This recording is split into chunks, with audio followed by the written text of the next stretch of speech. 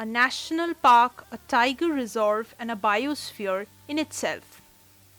Welcome to the Sundarbans. One of the three habitable ecosystems for the saltwater crocodile is the Sundarban. The other being Bhitarkanika and the mangroves and the coastal areas of Andaman and Nicobar Islands. The Sundarbans is divided within two countries, 40% of which lies in India and the rest 60% belongs to Bangladesh. Most believe the name Sundarban is derived from the word Sundari. Sundari is the most exquisite variety of tree which exists in Sundarbans, which is a special kind of mangrove tree. This tree has specialized form of roots which are known as breathing roots or pneumatophores which emerge above the ground and help in respiration. Without these pneumatophores, the existence of Sundarbans isn't possible. Especially during the rainy season when the entire zone is waterlogged, these roots or spikes rise from the ground with a peak in the air which helps in conducting respiration. Mudflats of Sundarbans are found at the estuary as well as on the deltaic islands where the velocity of river is low and there is occurrence of tidal current. These flats get exposed during low tides and they get submerged in the high tides. Sundarbans garner a large variety of fauna. Here we have a spotted deer,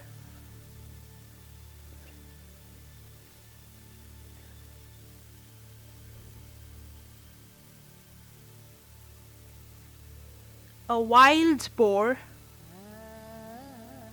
a monitor lizard, and of course the apex predator, the Bengal tiger. It is also home to 6 different varieties of kingfishers, namely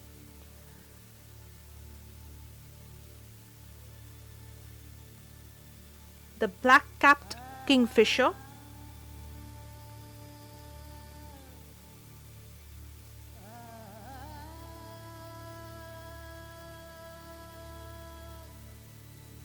the brown-winged kingfisher,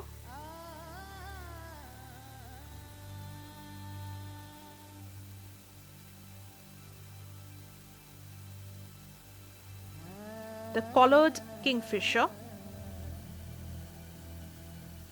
the common kingfisher,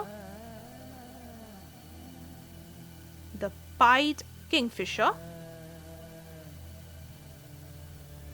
and the white-throated kingfisher.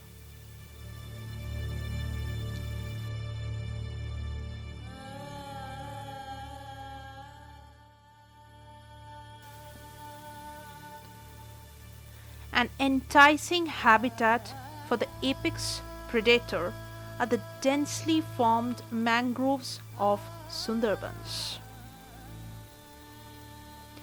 They are known to cross these canals at will.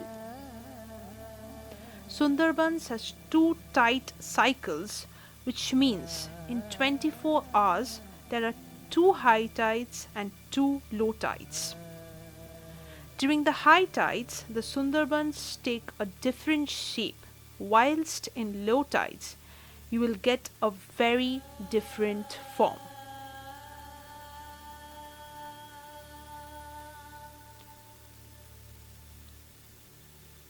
Here we have a Brahmini kite flying over the mangroves of Sundarbans.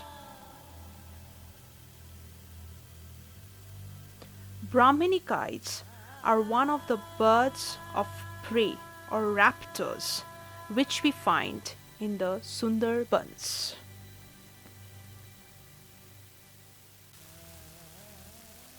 Tidal flats or mud flats have been known to form in coastal wetlands in intertidal areas where sediments are deposited through tides or rivers. They are formed when mud and silt have been brought through oceans, tributaries, and seas. When the tide comes, these muds and silts are deposited into bays and lagoons. When water unites with the silt and mud, it creates muddy quicksand that occurs in tidal flats. The deposition of fine silts and clays in sheltered coastal environments with low energy, such as estuaries, lays the formation of mudflats or tidal flats, which actually form the largest part of the intertidal area. Dissipating wave energy is one of the important roles which mudflats play in coastal defense. Mudflats are found in river systems, freshwaters, and tidal areas. An important point to note is mudflats are unvegetated areas of fine-grained sediment which are extremely productive areas for invertebrates which include shellfish, clams, worms, and a lot more. Physiographically, Sundarbans are dominated by deltaic formations which has numerous lines of drainage associated with surface and subaqueous levees, splays, and tidal flats. Owing to the continuous deposition of silt, the soil of Sundarban is extremely fertile. In India, the Sundarbans is located in West Bengal on the Gangetic deltas, a World Heritage Site known for its exquisite flora and fauna. But do we know that the mangroves have another very important function? The Bay of Bengal is known for its notorious cyclones which take place every year. The intensity and occurrence of these cyclones keep increasing every year due to a number of reasons: global warming and different kinds of human interferences being the most notable ones. Just because of the existence of these mangroves, the main wrath of these cyclones which head towards West Bengal, located in India and Bangladesh, are minimized. Unfortunately, human interferences like overcutting of trees and other forms of deforestation is reducing the capacity of Sundarbans on a daily basis. Here we have a lesser adjective storm and a Brahmin kite. The climate of Sundarbans can change at will. Out of the 6 days in Sundarbans in the month of October, we were able to document different types of weather. The average temperature of Sundarbans is 20 degrees centigrade, with the maximum temperature sometimes reaching at around 48 degrees centigrade. Rainfall is heavy and humidity is as high as 80%.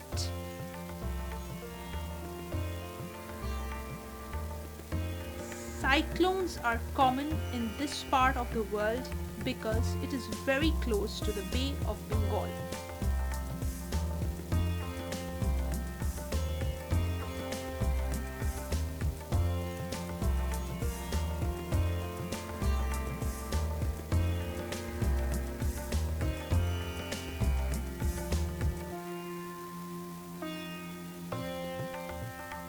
winters are chilly and foggy.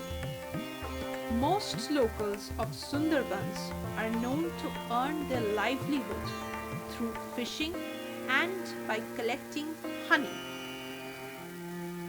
Here we have the fastest bird of prey, namely the Amur falcon, the crested serpent eagle,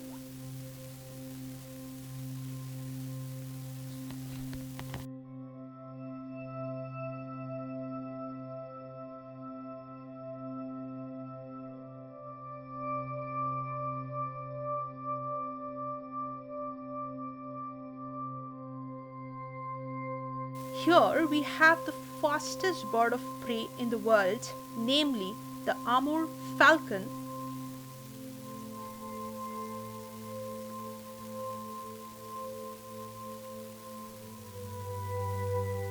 the crested serpent eagle,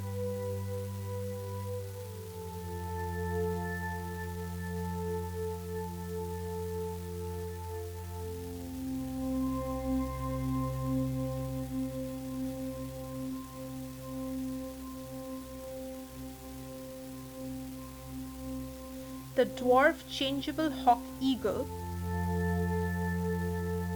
the shikra, a turtle, an osprey, and a rhesus macaque. Unmatched grace and stealth, the tiger makes his round in the Sundarban National Park. It's humid and hence the air feels wet and damp, and the silence is disturbed by the roar of motorboats and the melodious chirping of birds. As mentioned earlier, the world's largest mangrove is filled with creeks and tributaries which form an intricate system of networks.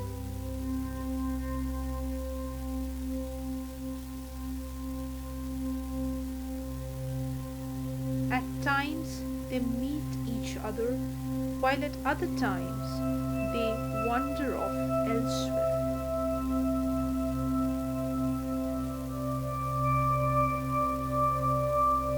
This mesmerizing and enchanting sight is appreciated by tourists from all over the world.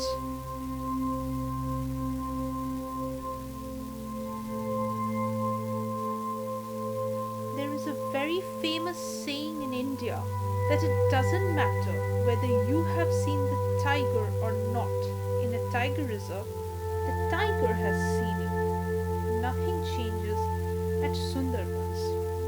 Here, even though you are unaware, you are under the constant vigilance from the big cat and the salt water crocodile.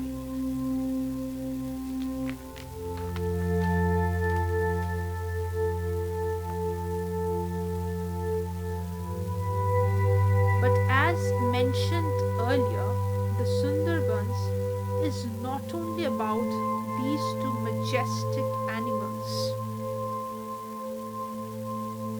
There is action on the mudflats, rivers, trees, and the skies, and of course in the dense mangrove forest.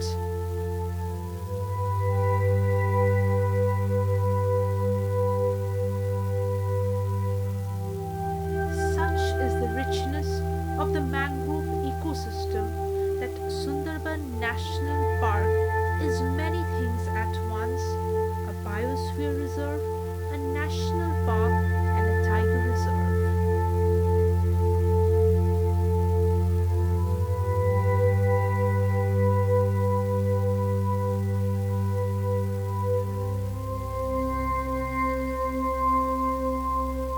Stretching from River Hooghly in West Bengal, it goes all the way to River Baleshwar in Bangladesh.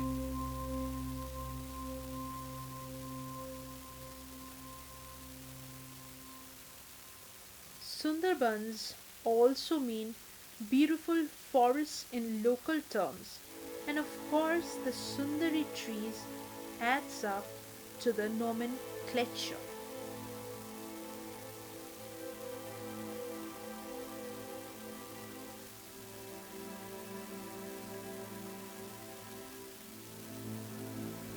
Unlike other parks, Sundarbans is a national park which you can visit throughout the year.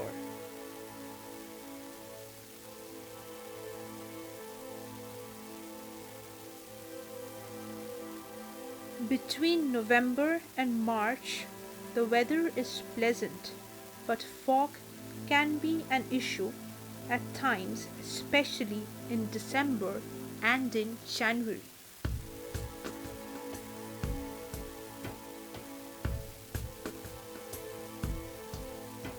From April to July, the heat can get to you and it can become a little uncomfortable.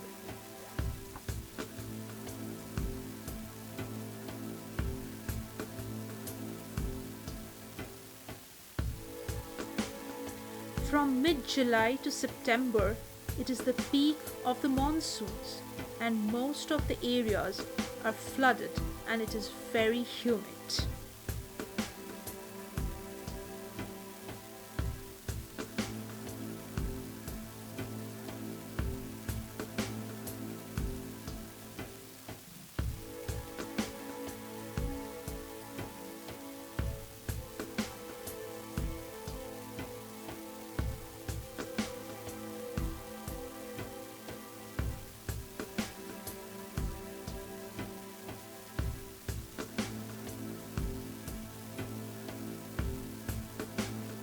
But the sightings of wildlife take place throughout the year. There is no particular season in which one can guarantee better sightings of wildlife. In all ways, this is a photographer's, a videographer's, and a wildlife enthusiast's paradise.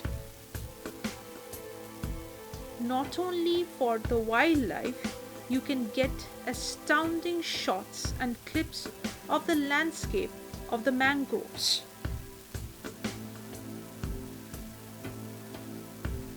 Like a mad artist, nature will throw all its color at you, and you can capture those moments at will.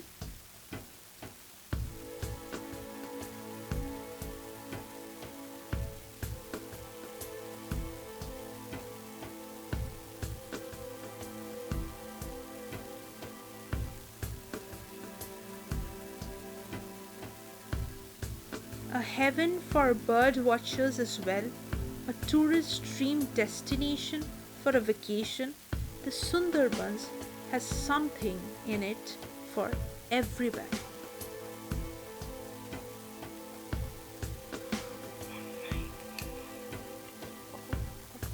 It is very important to mention here that the entire video that you are watching was shot handheld on a moving boat. The shot of the animals and birds were taken with a 600mm f4 lens, and the rest of the video was either shot with a 1635mm f4 lens or a 70-200mm f2.8 lens.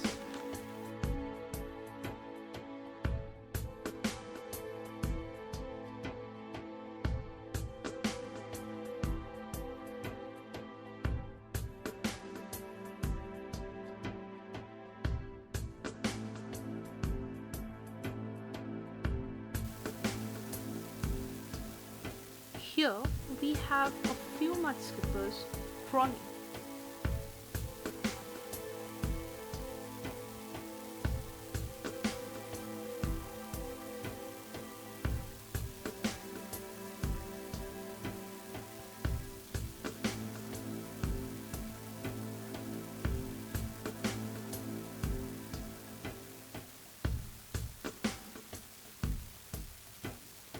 Here we see a crab walking near the bank.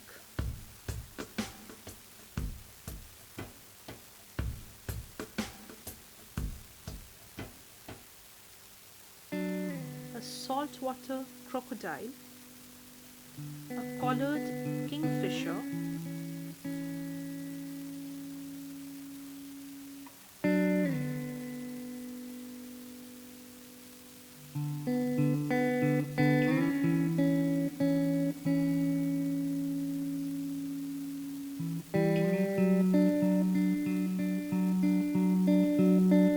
and oh, two crabs having a little fight.